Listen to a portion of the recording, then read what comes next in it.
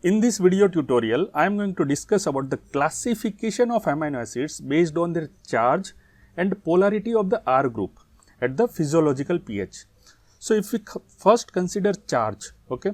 So, based on the charge, amino acids can be divided into three parts. It may be positive charge, it may be negative charge, or it may be no charge or neutral charge, right. So, first group is the positive R group. Which amino acids has positive R group? So, all the basic amino acids contain positive R group. So, here all basic amino acid will fall under this category, positive charge R group. So, basic amino acids we know that it is a lysine, arginine and histidine. So, all these three amino acid has a positive R group. Then second possibility regarding the charge is negative charged R group, negative R group. So, in the negative R group, all acidic amino acid will be there, all acidic amino acid will be there. Why? Because they have extra carboxyl group. So, all acidic amino acids will have a negative R group. And remember, it is only acidic group, not their amide. Okay. When we discuss the structure of amino acids, we had discussed all acidic amino acids with their respective amides. But here under the negative charge, only acidic amino acids are included, not their amide, because their amide have no charge on the R group. So, here we have only two amino acids, that aspartic acid and glutamic acid. Now, we also know that whenever something have positive charge or negative charge, they are always polar. Okay. So, because of that, this lysine, arginine and histidine, all these three are polar. Aspartic acid and glutamic acid both are also polar. So, here what I am doing is I am discussing charge as well as polarity in the same classification scheme. Okay. Now, regarding the charge, what is the third possibility other than positive and negative? Yes, they can be neutral R group, right? Neutral R group. So, in neutral R group, we will divide it into two position. Why? Because see, when we discuss about the positive and negative charge R group, they are always polar. But in case of neutral R group, it may be polar, it may be non-polar. So, here we will further divide this into two parts.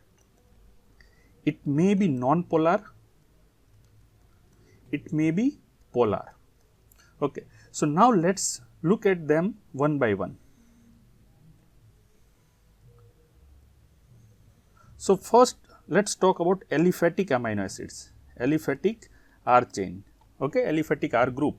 So, in aliphatic R group, we know they contain simple hydrocarbon chain, and these hydrocarbon chains are non-polar. But glycine, which contain only hydrogen,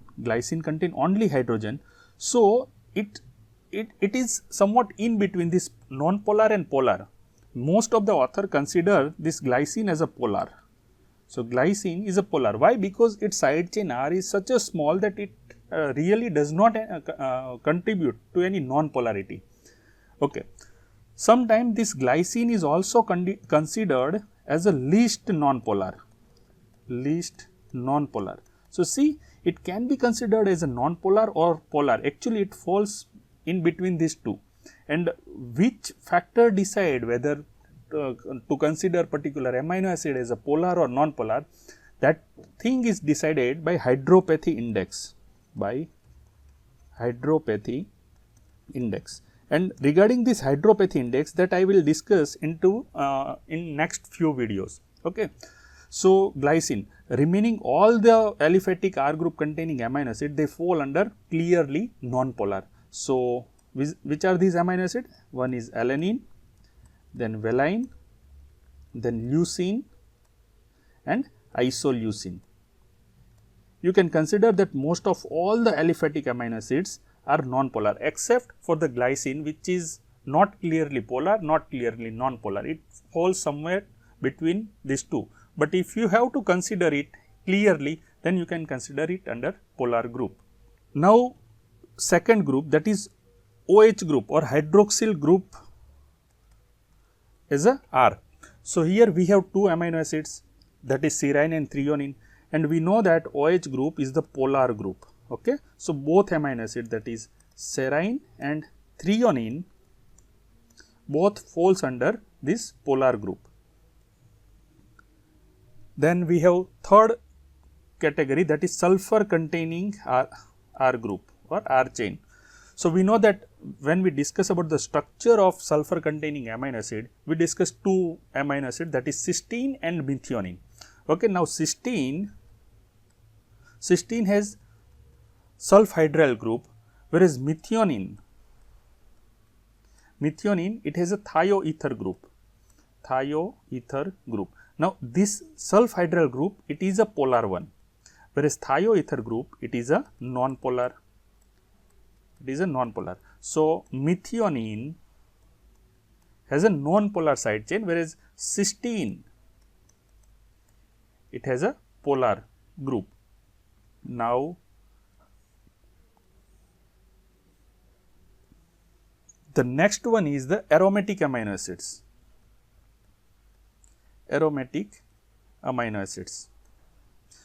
Under aromatic amino acid, phenylalanine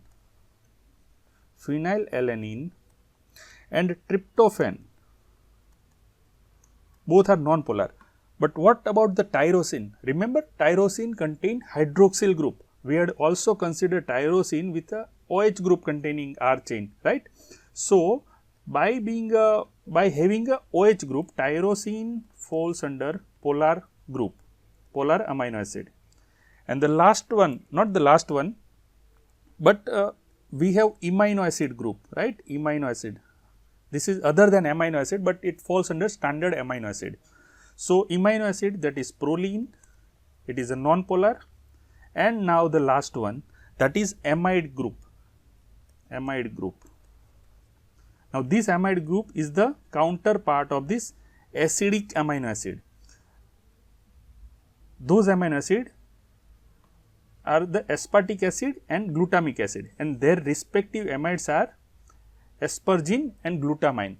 So, this amide group is also a polar group.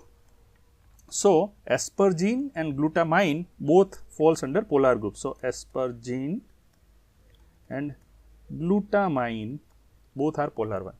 So, with this I hope that classification of amino acid based on charge and polarity of the R group is clear. Okay. So, here what we had done, we had classified amino acid based on their charge as well as based on their polarity. So, if you have any confusion, query, please write it down in the comment section below. Thank you.